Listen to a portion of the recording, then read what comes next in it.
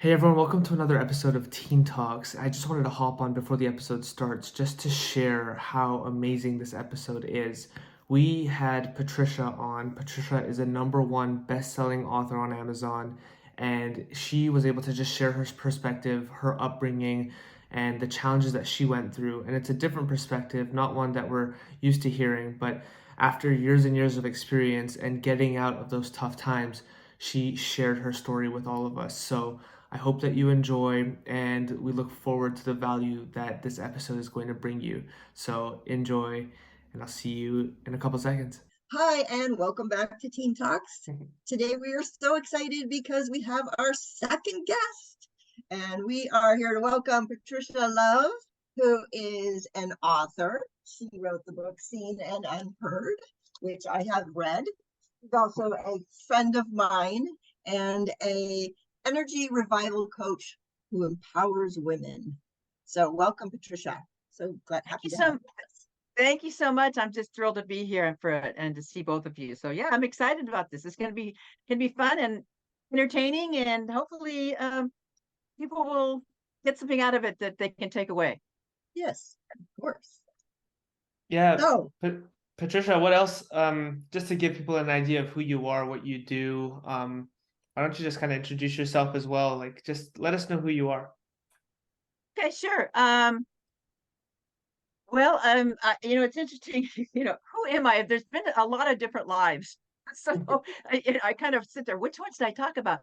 But just to kind of make it a nutshell, I've had two successful businesses in my life, and I'm now starting a third chapter of my life, starting a brand new business called Confident You.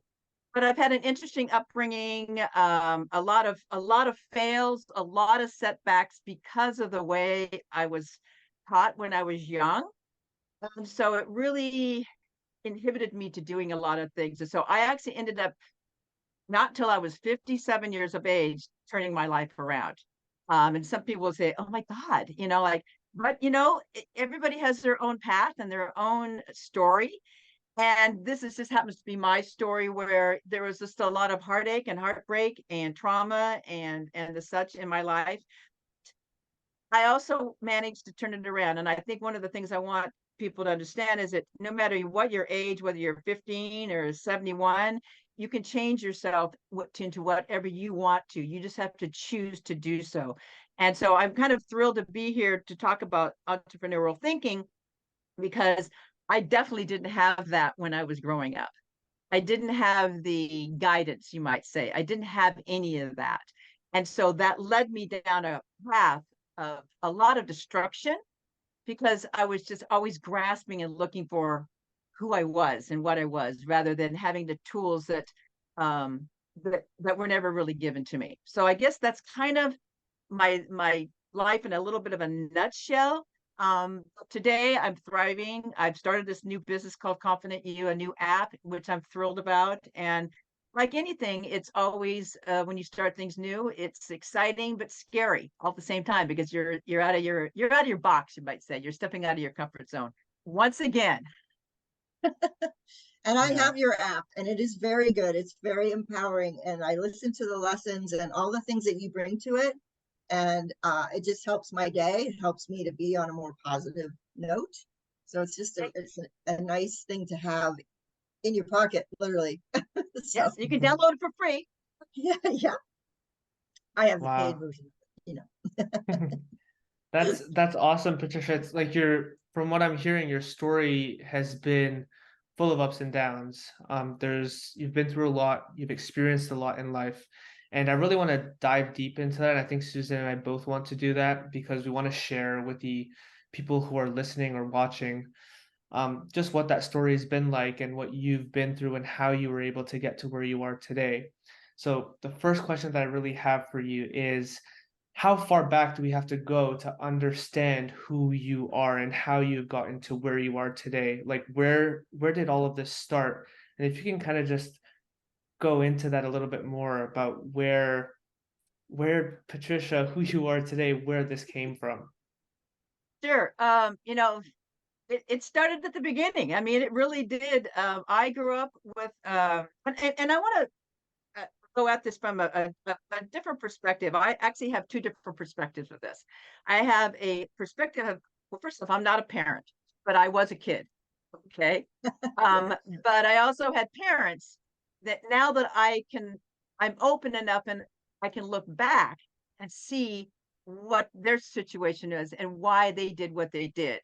And so when you can do that, it also opens up your life to be a better life, because now I can look at it in two different ways, as from a teenager or a child and as from an adult. And it really started because my father was emotionally unavailable. My mother was an alcoholic, and I was the third child and the youngest child, and there was about 8 years between my brother and I. And so I basically kind of grew up on my own. And when I say that, literally, I was left to my own druthers. I was a latchkey kid, and back in the day, what they called it, whereas the parents were working, and so I had to have a key to get into the house before my parents were home. So I was by myself a lot, where these days people would go like, "Oh my God," but that's just the way it was. Parents in jail. Yeah, it was, it wasn't a big deal back then. But, because of that, I never had, my parents just never, they didn't have the tools. And at the time, and I want to say this because it's important, is as a kid, you learn what you live. And I didn't know any better. I didn't know that they weren't maybe doing the right things. I mean, sometimes I could see, other people's parents doing different things, and I'd be like, huh, well, it's kind of cool. But I just learned what I lived. And was it bad or good? My parents were, when I say that, and I want to bring this up because I didn't have abusive parents, okay? But I had parents that only knew what to do because of the way they were brought up. Now, my dad being unemotionally unavailable, and I want to go into that, is because he was brought up in an abusive situation. And so his whole thing was to get out at an early age, make his own way, and if he had a family, put a roof over their head, food on the table. That was what he learned and what he got out of his life. And my mom came from a very, bunch of different, about 7 children. So she was in the middle. And then I believe and I know a little bit, I've had to make up my own stuff on this, but I believe that because of my way my dad was, my mom became more of an alcoholic, but I believe that she was kind of already an alcoholic. And when you're an alcoholic, you don't, well, you just, basically, they just wanted to get rid of me. There was no attachment. It was like, where's my next drink? What can I do next? Let me get rid of my kid. Send her to the neighbors, to play. So I grew up by myself without those tools to learn how to cope with life, especially when you get into your teenage years and in your young adult years, like in my 20s. So what happened was, for me, because I was just left to my own druthers, that I got into all kinds of trouble. In my 20s, I was, really involved in the sex, drugs, and rock and roll. And in my 30s, I still continued, but I just didn't have the tools to understand what relationships were about. I didn't understand finances. I did understand how to make money because one thing my father did do was that he showed me that he made money. So I followed him, because one of my big deals with him, and this might be something that parents can really relate to, is I was searching for love from him because I wasn't getting it. So the only way that I knew how to get love from him was to actually be like him, because then he might pay attention to me. So he was in sales. And so I thought, oh, if I just learn how to do sales and, negotiate, maybe he'll like me. Maybe he'll love me. Maybe he'll show me attention. And so that's what I was constantly doing. And it did bring my father and I closer, but in a very interesting connection, only when I was negotiating. I mean, really, I would negotiate my weekly allowance. I would negotiate, little rules that I didn't want to do, things like this. So it was very interesting where my mom was just kind of on the outside. So what I'd say to this is because of all of this, and I don't want to say negative stuff, it's just they didn't know how to make me be that person. They didn't understand how to take care of and bring Patricia up as an adult that actually understood how to deal with challenges, how to deal with things.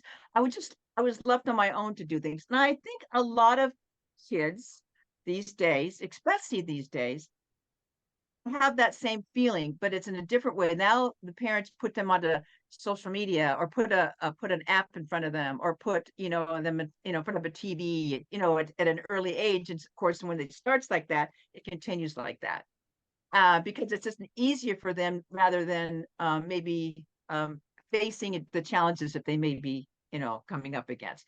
So it's kind of a little bit about the background, but it fortunately, because you don't learn those entrepreneur tools when you're young, in your 10, 11, 12, 13, 14, 15, which is so important to learn, because that's when the peer pressure starts coming in and you need to be able to know how to deal with it. It took me into my 30s, my 40s of divorces, because I didn't know how to deal with relationships. I didn't know. I always thought that, like, oh, if I do this, maybe if I make more money, then maybe they'll like me more. And so it was kind of that old adage. I kept doing the same thing over and over again. And what does that mean? That's insanity, because you get the same result. So it wasn't until I really broke down at 57, when the second marriage fell apart, when I was drinking way too much, when the real estate business was my second business, was in real estate, successful at making money, but I just didn't know how to handle it. Didn't know how to handle the money. Didn't know how to. So I would sabotage myself. So when the real estate biz went down in the early 2000, 2008, I was at that bottom part, because I really knew how to spend money really well, because my father taught me that too. He knew how to spend money. So I was like, I was copying. I learned what I lived, right? So it was one of those things that everything came to a head at that moment. My husband had left. My mother had passed on. I was drinking too much. I was broke. Didn't know if I was going to have any money to have a roof over my head. On the outside, everybody thought I was highly successful. And to that, saying that, yes, monetarily, I was very successful. I just didn't know how to keep it.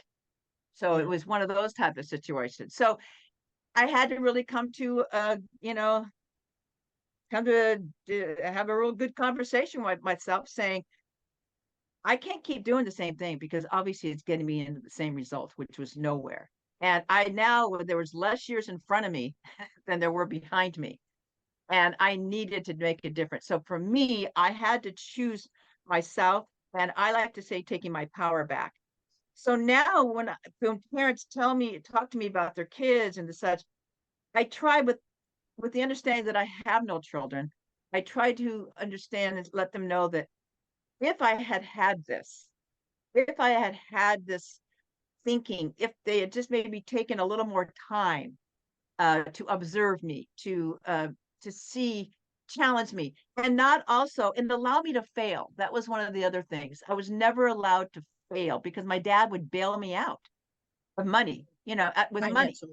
Yeah, exactly. I would, and it's like, so I never really learned. So you don't learn any lessons. And it's so important for kids to learn when they're young, because that's what they take into the adulthood. And it's a lot harder to change your habits in your adulthood than it is when you're in your younger year. So hopefully that kind of gives you a bit of a background of me, because I mean, there's so much more if I go into depth, but you don't have a long enough podcast for that. Well, I have read your book, like I said, and in your book, which is a very good story, by the way, you go into detail about all of those things. So I know those now because I read that. And I have to say that reading your book was one of the keys that made me go, I know why we're doing this. I know why my passion, Rayhan's passion, is to help young people be able to have those tools when they're young, so they don't have to find out at 57 or 56, whatever it was, that, oh my gosh, I don't know how to do anything. I got to turn my life around. You wasted 50 years of struggle. It's so critical. I mean, and again, and I want to say this to parents who are listening to this. First off, you got to give yourself some grace, because there is no perfection, and there's no perfection in in how you bring up your child. What I will say is that there is, when you choose to have a child, unfortunately, it is a responsibility. It is a responsibility to try to give them the best tools in order to, when they go out into the world, which they will, even though a lot of parents don't want them to go out into the world, so they kind of hold them back. You have to let them go to learn. And if you can just get, I believe if you're giving them the tools, the best tools that they have a lot better chance. Will they fail? Absolutely. Will they get hurt? Absolutely.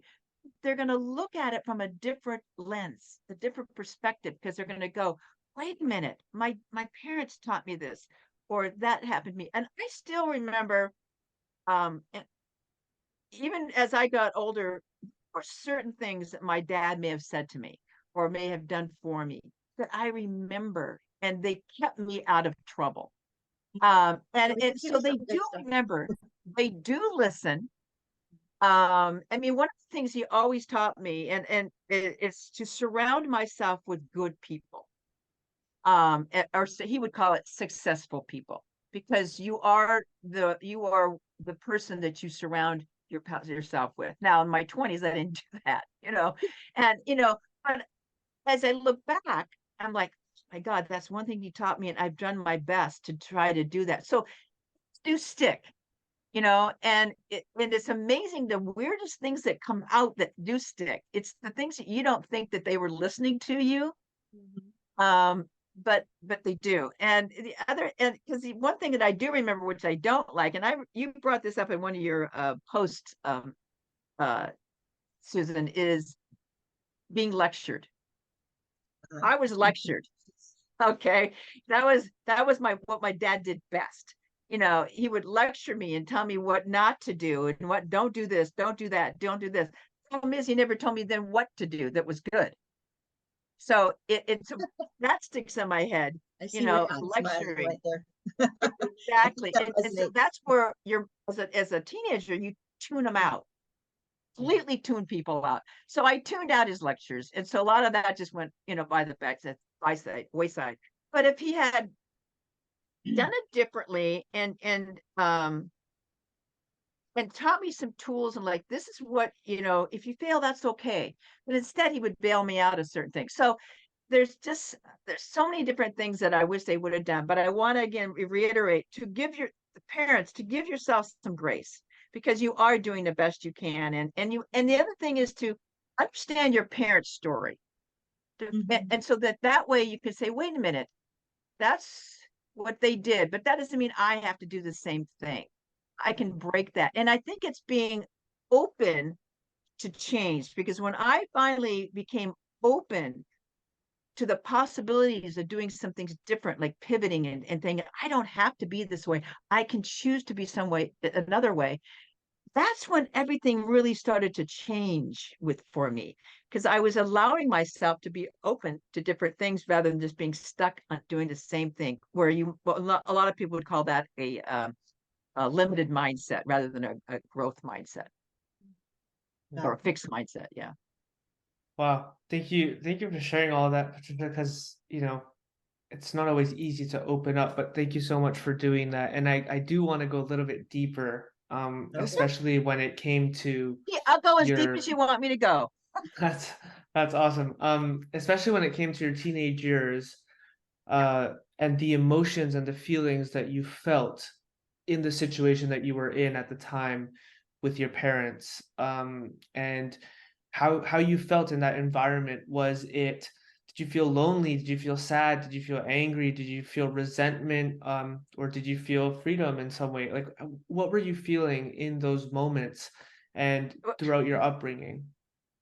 Yeah, well, that's interesting you say that, especially when you say the word freedom. Um, I didn't realize it at the time, but because again, when you're in it, we Mm, don't always realize things, right? Especially when you're a teenager, 15 years of age, 16 years of age. But I had way too much freedom, first off. I was no discipline. Um, and basically the parents just kind of wanted to push me out to get rid of me. So I felt lonely. I felt not seen and unheard. I was angry, and those that anger would come out in bursts. As far as like I would hide it from people, but I would be one of those ones that would be driving a car and just screaming my head off. I was taught to kind of be not seen and not heard, so it was inappropriate for me to yell and scream at them, and show my anger, which is not good either, because it's important to show and acknowledge your feelings. And I didn't acknowledge any of that, and they didn't acknowledge it either. So I was in my teenage years, I felt lonely. I felt uh, feelings of not being heard or seen, but I also felt not only angry, but just like lost. I felt lost. And as a teenager, when you feel lost and you don't know how to get unlost, or where to go or who to talk to, um, it's a feeling of which way, where do I turn? mhm. Or what happens in one of my back in my way of doing things, I just kept going one foot in front of the other, but looking strong, but feeling weak inside. So I would put the strong face on, like I think a lot of kids do, like nothing is wrong. And that's where a lot of things can go really, sideways for kids, especially in their teenage years, because don't forget your hormones and everything is going like crazy. And there's emotional things. You got your first loves, and you would love to be able to talk about that with your family if possible. If you feel like you can't talk to anybody, maybe with your friends, because you don't want your friends to know what's going on half the time. Mm, At least I did, and I think after talking to some teenagers, they hold a lot of stuff inside, Yes. and they want to talk about it, but they don't know how to talk about it because again, they don't have the tools to talk Yeah. about it. Because and you can't blame the kid, because again, I reiterate this, they're just learning what they're seeing. They live through the actions you're doing and not what you're telling to do. Because I know a lot of parents have a tendency to just tell the kids, you need to do this, you need to do that. Well, that's not really a good way to start off, especially when you're talking to teenagers. It's more it's more listening. And I would say that that's a big word for parents, is listening and observing your child. Because every kid's different and they need different things. And I think my parents kind of just took the three kids and said, well, that one came out okay. That one came out okay. I think we'll just keep doing the same thing. So they were doing exactly the same thing. But again, it wasn't working for every kid. And that showed up also in my brother and in my sister. So it's amazing when you can actually have a bigger perspective and a bigger lens and see, wow, now I understand why this happened to me, but now I even understand what was going on with my brother and my sister. Yeah. mhm, So it really does open it up. And of course, that becomes wisdom. And at 16 years of age, I didn't have that kind of wisdom. But parents, they can have it, but they just take a moment and say, wait a minute, am I listening to my kid? am I am I really listening? Not just like blah blah blah, but am I Yeah. hearing and internally? Am I reading between the lines of what he's saying? And sometimes you got to observe them, not in a stalking way, but just what are they doing? How are they doing? How are they reacting? What are they doing to things? Are they getting angry? Are they talking to me? Are they going to the room and slamming the door? What are they doing? And then finding out what can I do, and being open to the fact of what can I do what kind of tools can I get to maybe help assist them along the way? And I think that parents need to be open enough to realize they don't have all the tools Mhm. and that they need to um, find those tools to help their kid, because it is a responsibility to give them the best tools as they can to meet the challenges of the world. And there are challenges, and can be really sucky sometimes. And when you don't have the wherewithal or the tools to really deal with it, you either go back into your shell, which is not good, and shut the world out, which is worse, because that's when a lot of times people get, go into really depressions. Um, or do you say to yourself, wait a minute, I think my dad told me, or my mom said, when you get to a challenge like this, try to look at it from a different way, or try to do this, or try to do that. And that's what's important. And it can be just the smallest of things, the smallest of shifts that you give your kid that will make them blossom and bloom. And yes, will they have trials and errors? Absolutely. We all do, and we all keep doing. At 71, I still have trials and errors. I can shift out of them a lot faster and a lot easier because now I understand and have those tools to deal with them. Yeah. Wow. Lots of nuggets and Amazing. great wisdom there.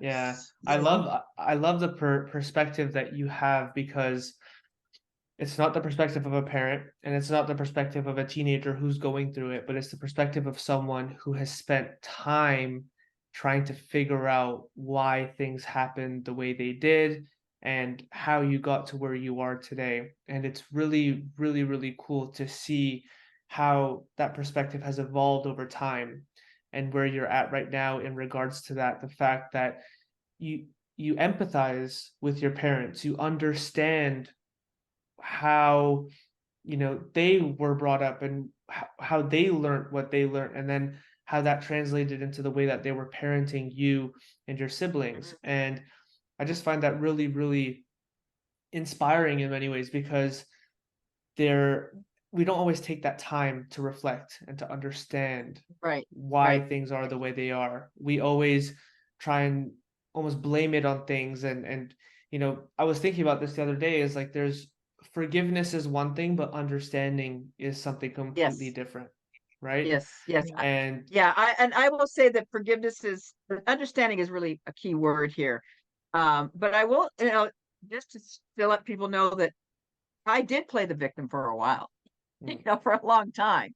I did blame my mom being an alcoholic. I did blame my dad. And then I just wish I had the tools to look at them sooner and say, wait a minute, Yes. what is their story? And then forgive them for what they, so that I could have my power back. That was the reason I forgave, is to, so you can have your own power back. So that, and then just really reacting and being open. And I want to use that word several times, is because parents just need to be open and not so, direct, camera lens only, get a wider lens, check things out, be open to things. That's when you grow, and that's when the understanding comes in. mm, And I think when you're saying that too, is that like if you would have, after you did this work when you were older, of course you're probably too old to have a kid and all that then, but after you Yeah. figured out all of the past hurts, all of the things that your parents did, all of that, it changed you. You probably would have been an amazing parent after that, because Yeah. you had your stuff together. You knew what you now changed yourself so that you could be the best parent for your child. So, all of us have so much crap going on inside of us. Yep. And if we don't deal with our own, then it's harder to parent well. Yeah. So And it's Susan, important to deal with I'll your own. definitely, I'll definitely say that that's probably the hardest thing for parents to do. And whether you're a parent or a non-parent, it's just hard for anybody to do. Okay. Is acknowledging the fact that maybe they're not so perfect. Okay. Acknowledging the fact that they may need to learn something, that they may need to be open to something, that maybe their their ideas are not always the only idea out there. And I think that that's a key thing, is allow yourself, give yourself permission to not be so close-minded, and to open up to see, well, what could I change this? Could this be better? I mean, I talk about this quote all the time, and it's Wayne Dyer's quote. And when I change the way I look at things, the things that I look at change. I actually put that on my computer everywhere, because when I get stuck, I'm like, wait a minute, I need to change the way I'm looking at things, and Yeah. open up. And I think we just need to allow ourselves to acknowledge the fact we don't have all the answers. Yep. Yeah. But and we say that really easily, like, we have all the answers. You don't really want to take, most people don't want to take the time to say, I don't have any of these answers. Really Yeah. want to know them. It's a different way of saying it, even to yourself. It's like when people say they're grateful, like, I'm really grateful for that. Really grateful? Or is it you just saying the words? Yeah. Because saying the words and taking action on those, feelings was two different things. So I just encourage young adults to, and here's the thing about teenagers, these now, I believe, they're a lot smarter than I think I was. Okay. They have so much available to them that they see so many things that then a lot of times they can even suggest to their parents, I think Rayon talked about that before. yeah, suggest Yeah. to your parents, like, Mom, have you thought about this? Like, we can chat or talk, because it's a two-way street, where, because I think there's a lot of kids that have a lot to say, but they're Mhm. scared to say it, Mhm. they No, don't want to open themselves up. and I think it goes both ways, because you were talking about how to be, as a parent, to be open-minded and to grow and to learn and all those things, but to share that with your child, share that with your teen. Yeah. Hey, I am doing the best I can. You can help me too by telling me what you need. Open it up so that they see you're not perfect, Right. right? And you're working on things. Yeah. And then you can maybe grow together. And then they understand you. Yeah, and here's the thing, is because kids, teenagers, they look at the adults, their actions. And I remember one of the reasons I had such a problem with relationships is because in my eyes, my parents' relationship was perfect. I never saw a fight. I never saw anything. I didn't realize that my mom just wouldn't talk about it because she was drunk. I didn't realize that until I was much older, to be honest. And so I just thought, well, why doesn't my relationship like that? What do you mean there's fighting? So I would be one of those, what they call, and what people do, they become runners. When something a little bit goes wrong in a relationship, it's like, whoa, I better find somebody else because this isn't working. And it's like you're just don't have the tools to cope with these things, that challenges that come up, because you never saw challenges if you don't see things. And then if the parents don't bring them up, like, you know what, I get challenged at this, hon, I get challenged at this, Mhm. and you don't have to be their best friend, and so I don't think you should be their best friend, but you want to be a friend, but also a parent. And a Mhm. friend listens, and a friend, but you still, and I totally believe, and I of discipline. When I say discipline, I don't mean like spanking them and things like that, or, but disciplining them when there's something going wrong, or they've done something really incorrectly, is having them own it, have them having responsibility for it, not Mhm. giving in on it, because we don't learn from that. My parents gave in on things because I was really good at negotiating now, right? Okay. So because I learned that from my dad. And so I was good at that, but I didn't learn a thing. I'm like, I just learned Yeah. how to get out of things, Yeah. which is a skill. That's true. And that's a tool also, but used in the appropriate places, Yes. because you don't always learn, from that way. So, because I was able to get out of things, or they would just say, oh, don't worry about it. It's so funny. I am still best friends with a girlfriend of mine, and her mother and she's 98 right now. Her mother is the only mother that grounded me at 16 years of age. And I'm like, what? as they grounding me, get grounded, and she was serious. And so I was actually begging for some discipline like that. Yeah. Because when you don't have the discipline or have those levels of challenges and know where you can, as high as you can go, or what you can get, how far you can push, you just assume that you're entitled, Yeah. and that's not really good either. So I had a lot of learning to do in my late teens and my 20s, and unfortunately it wasn't all good, and it put me into really bad situations like sexual traumas, drugs, and whereas if I had had those tools, probably would have. I don't think I would have gone down that route. Now, that all being said, obviously in a place today where I've learned so much, would I change my life? I might adjust it. I don't know if I would change it. Yeah. You know what I mean? Yeah. Yeah, I want to pivot on that one quickly because first of all, your journey has been like it's incredible to everything you've been through and to get to where you are today. And I keep saying that, I know, but because it's the truth. And some would argue and some would say, well, you had to go through what you went through to be where you are today. And I think we all agree like that point is very valid. But what I'm also hearing, at least in this conversation, is that, and I think this is something that we all believe and we all know to be true, it would have, the quality of life would have been better earlier on if you had those tools Yeah. from a Yeah. younger age.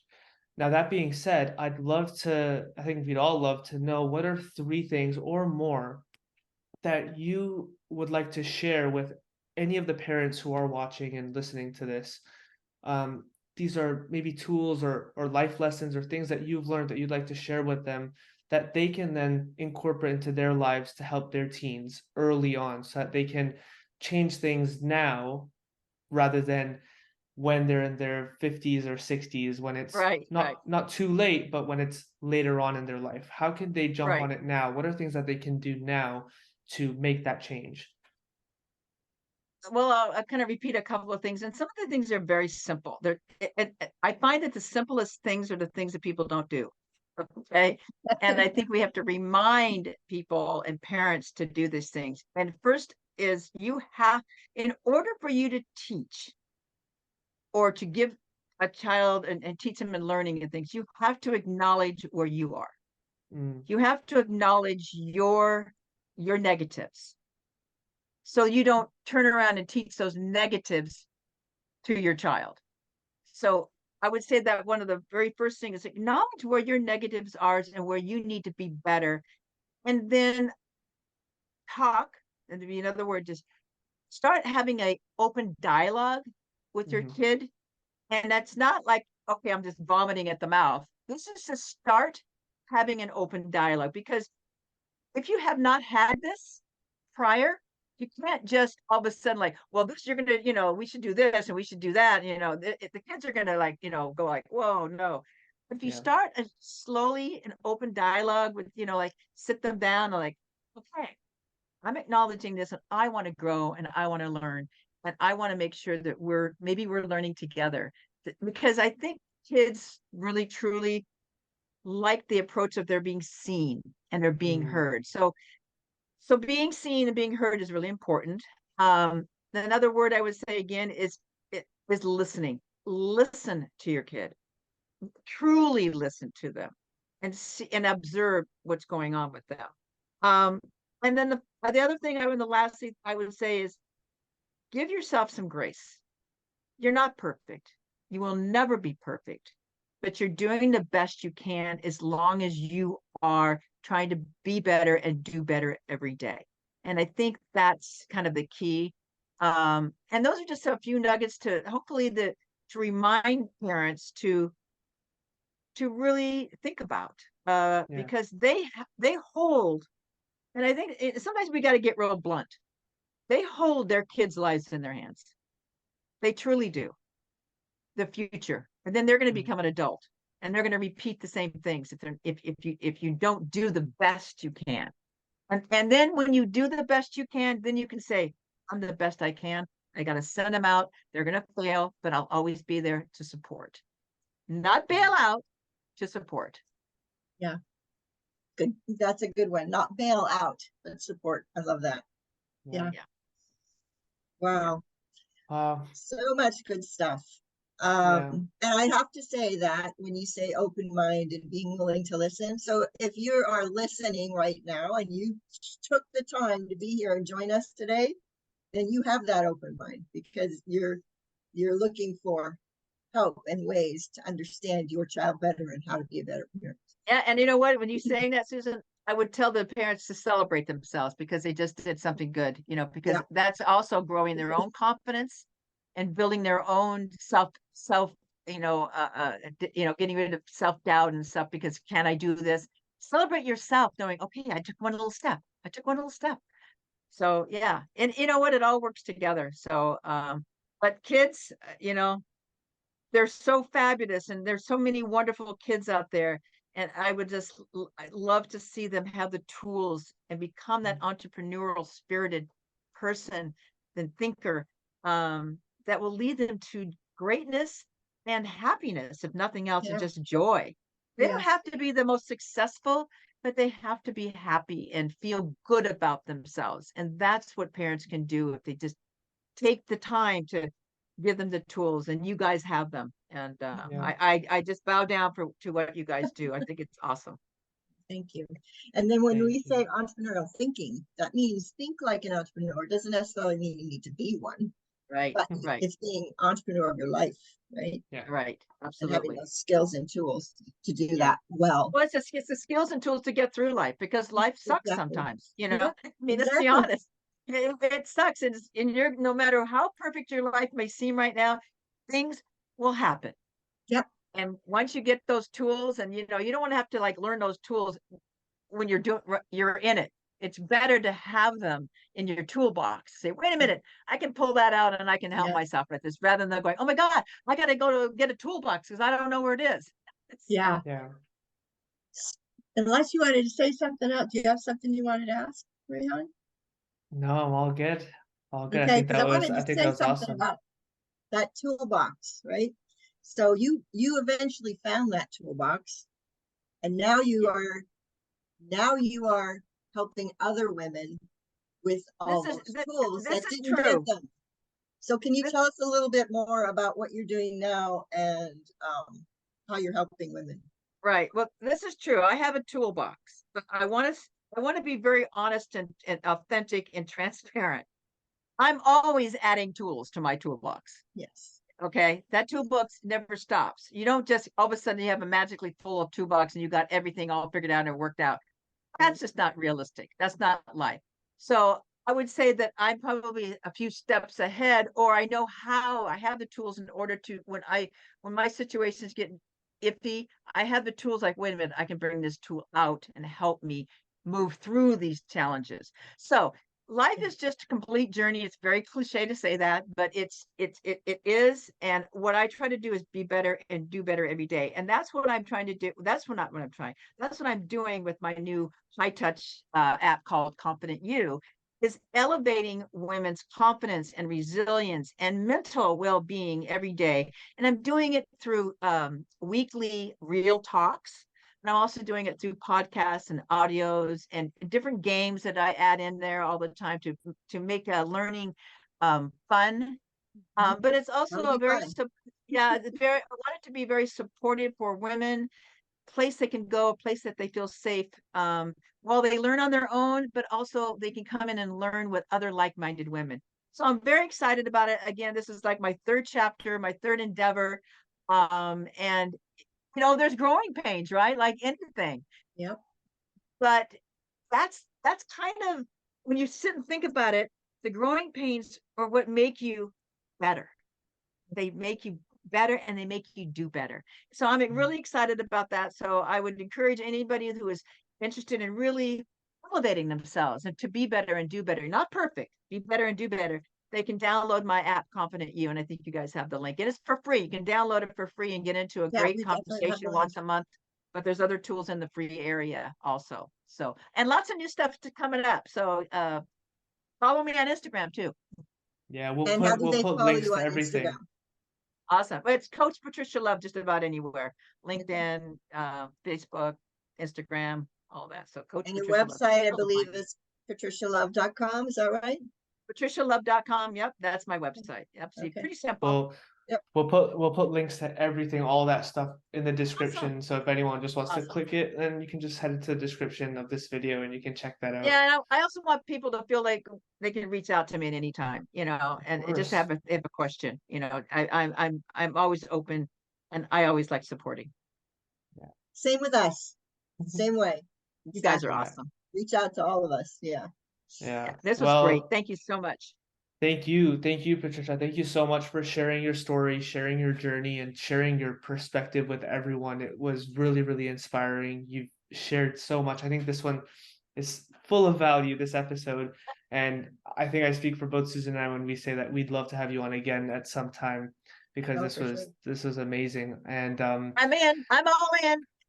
yeah, we'll definitely make that happen. And yeah, if you guys have anything else to say?